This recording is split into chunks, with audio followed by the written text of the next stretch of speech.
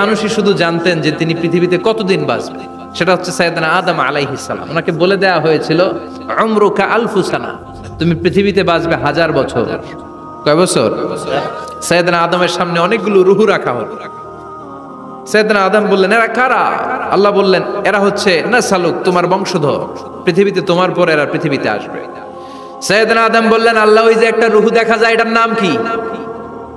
আল্লাহ বললেন, হাদা ইবনুকা দাউদ, এটা তোমার ছেলে দাউদ, সে দুনিয়াতে নবী হয়ে আসবে, তার ছেলে সুলাইমানও নবী হয়ে আসবে। সাইয়েদনা আদম বললেন, মাবুদ, আমার ছেলে দাউদের কত বছর হায়াত আপনি দিয়েছেন? আল্লাহ বললেন, 40 সানা, মাত্র 40 বছর, 4 ইয়ার্স, 40 বছর তোমার ছেলেটা বাঁচবে। ও আল্লাহ, আমি বাঁচবো কয় বছর? তুমি বাঁচবা 1000 বছর। সুবহানাল্লাহ। সাইয়েদনা আদম বললেন, মাবুদ, এত ফুটফুটে সুন্দর আমার ছেলে দাউদ, মাত্র 40 বছর দিলেন কেন? জিদ মিন উমরিহি, বাড়ায়া দেন। কি করেন? সুপারিশ করতেছে পোলার লাইগা কে? বাবা। আল্লাহ আপনি বাড়ায়া দেন। আল্লাহকে বাড়ানো যাবে না, লেখা হয়ে গেছে।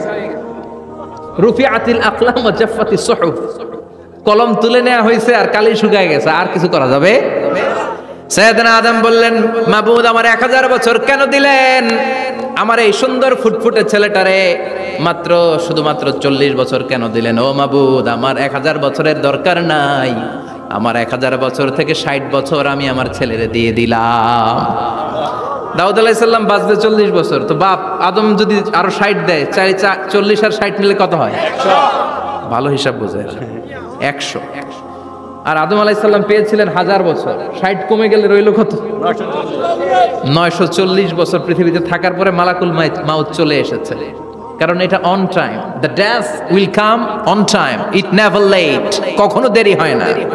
আল্লাহ বললেন, লিকুল্লি উম্মাতিন আজালুন ফাইদা জাআ আজালুহুম লা ইস্তাখিরুনা সাআতান ওয়া লা ইস্তাকদিমুন।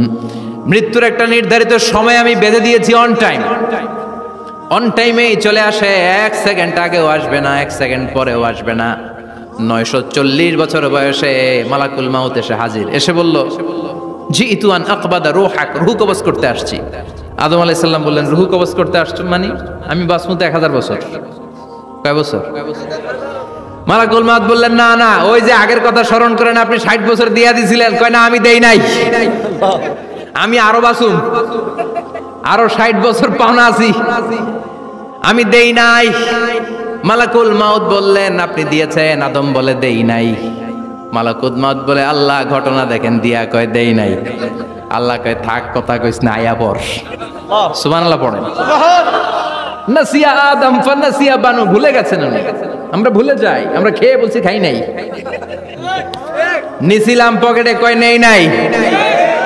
এরকম ডাকাইত আছে না নাই? নাসিয়া আদম ফানাসিয়া বানু, বিশ্বনবী বললেন, আদম ভুলেছে তো তার সন্তানরাও ভুলে যায়।